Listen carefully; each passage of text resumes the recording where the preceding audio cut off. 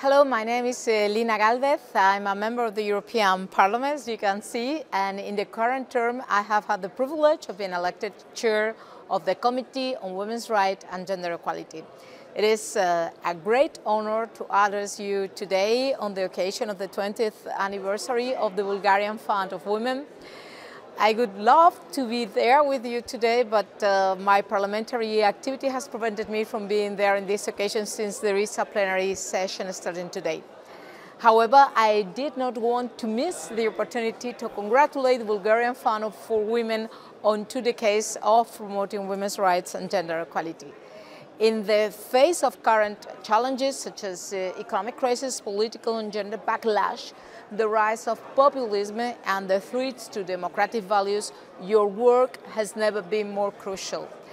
Grassroots feminist organizations like those supported by the Bulgarian Fund for Women are often the first line of defense against the erosion of women's rights and democracy.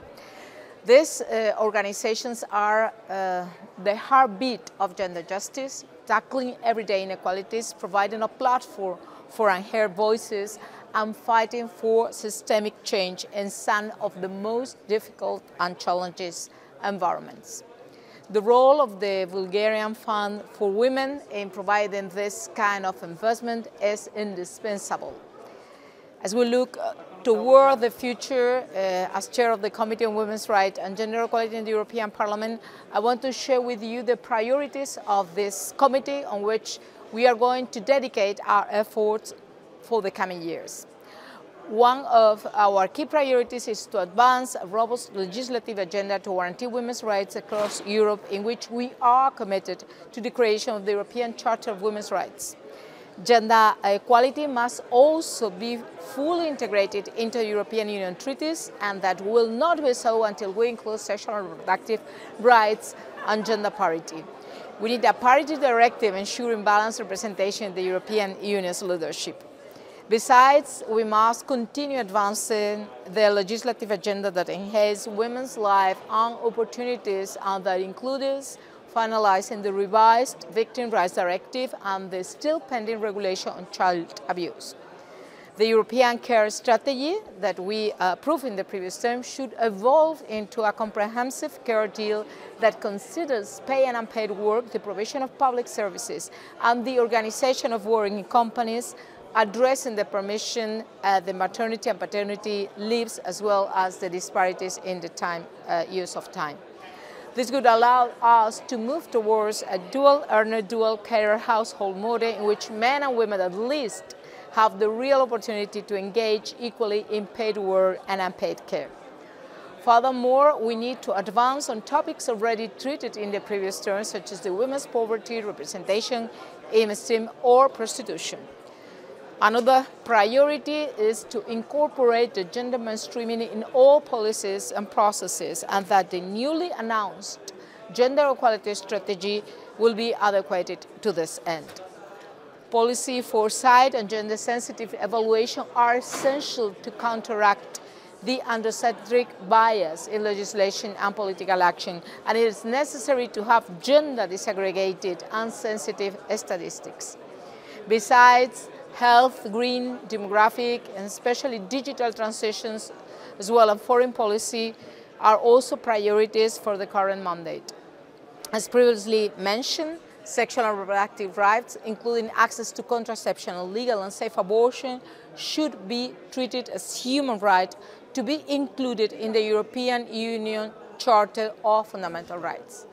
We are also focusing on implementing and monitoring the new gender equality legislation passed in the last legislature, which was a major step forward in the equality agenda, such as the Directive on Gender-Based Violence. We will continue pushing for gender-based violence to be classified as an Eurocrime, and for rape defined by the absence of consent to be recognized in the directive.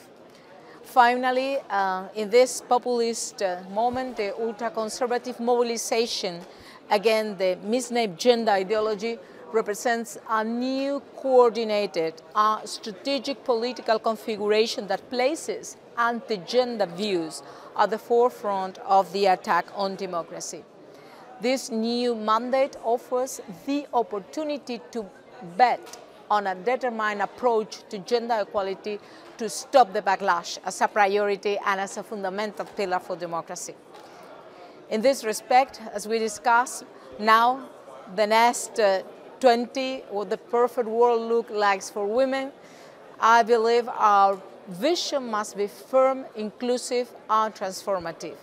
In 20 years, I want to see a world where gender equality is not the exception but the norm, where every woman and girl, no matter her background or where they live, have the opportunity to live a life free from violence, free from discrimination, and with full access to all the rights and opportunities they deserve, we deserve. I envision a world where feminism is no longer a struggle but a shared value, where men and boys alongside women and girls stand united in the fight for gender equality. A world where gender equality is embedded in every policy, in every institution, and in every sector of society, where women are not poorer and worse off than men, and where women are included in all decision-making spaces, in power. I imagine a world where the next generation of feminists will have a much easier path to walk than the one I have or the one we are having, because the structures that once held us back will have been dismantled by the courage and determination of those who came before us and us. And thank you again for the opportunity to share this day with you. Let's continue to work together to build that equal world we dreamed of. Thank you.